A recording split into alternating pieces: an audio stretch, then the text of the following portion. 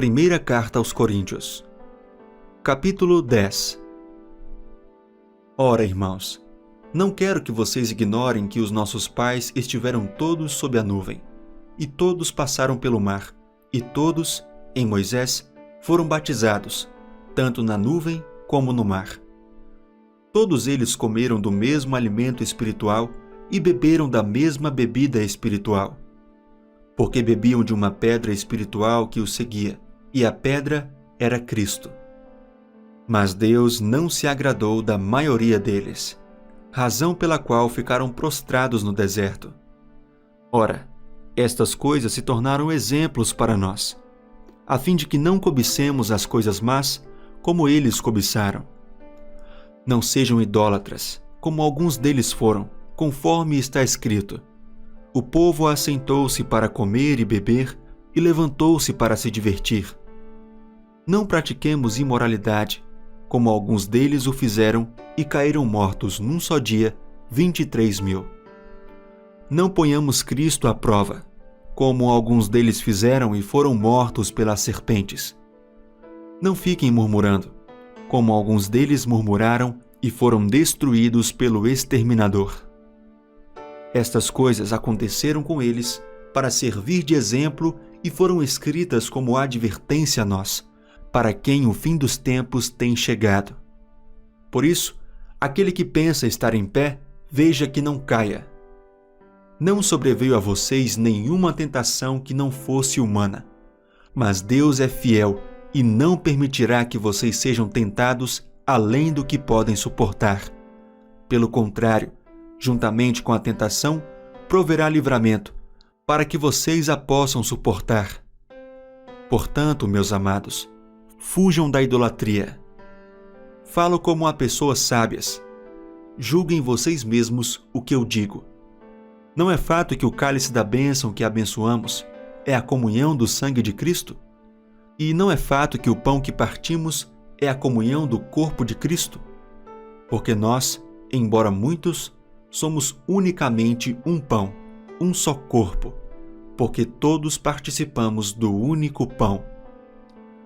Considerem o Israel segundo a carne. Não é verdade que aqueles que se alimentam do sacrifício são participantes do altar? O que quero dizer com isto? Que o que é sacrificado ao ídolo é alguma coisa? Ou que o próprio ídolo tem algum valor? Não.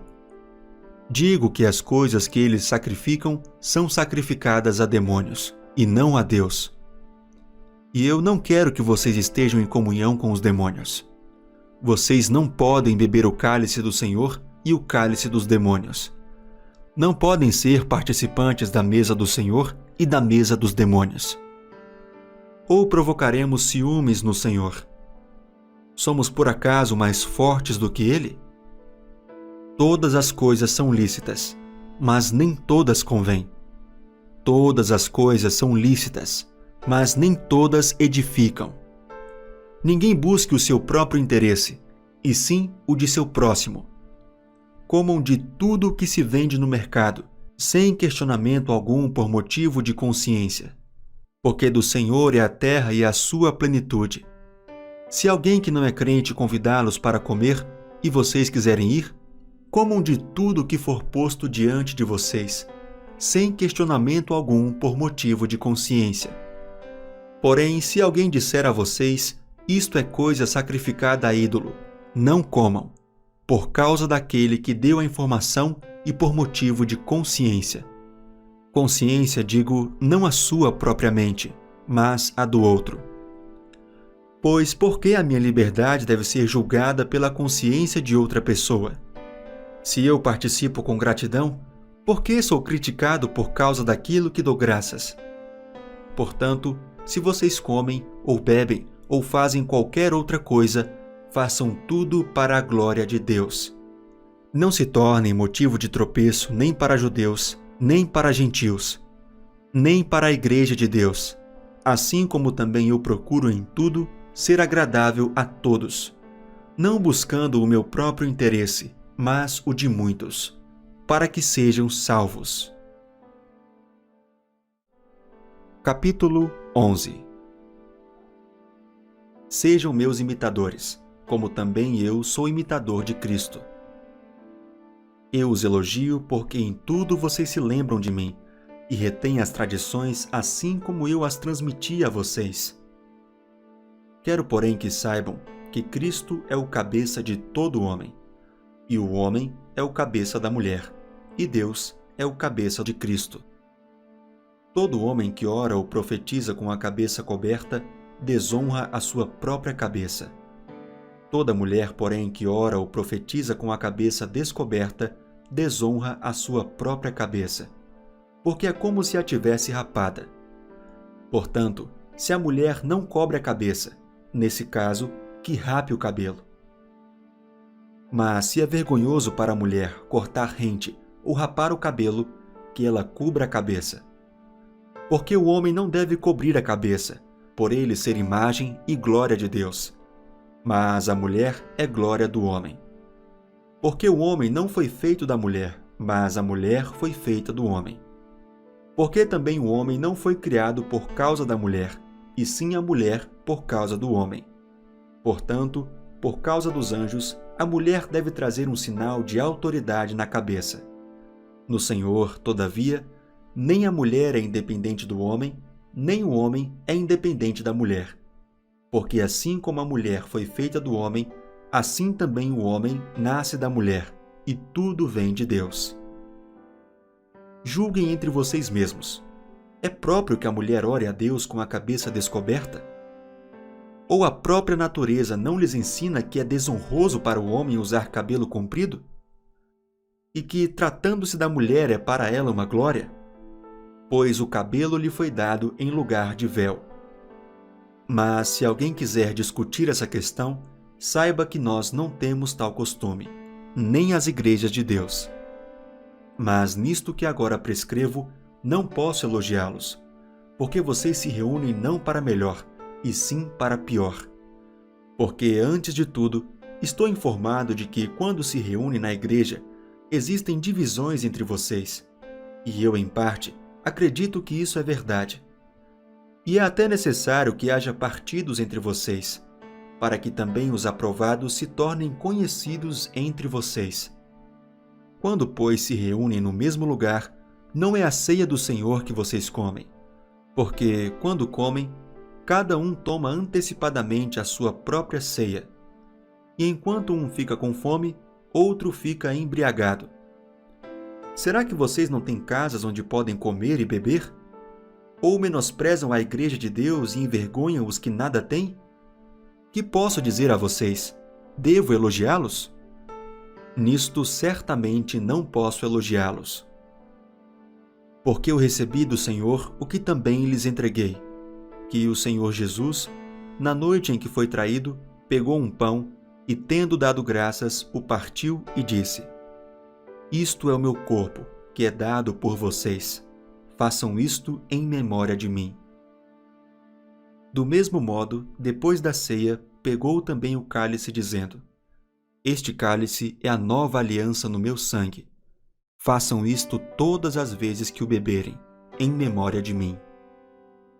Porque todas as vezes que comerem este pão e beberem o cálice, vocês anunciam a morte do Senhor até que ele venha.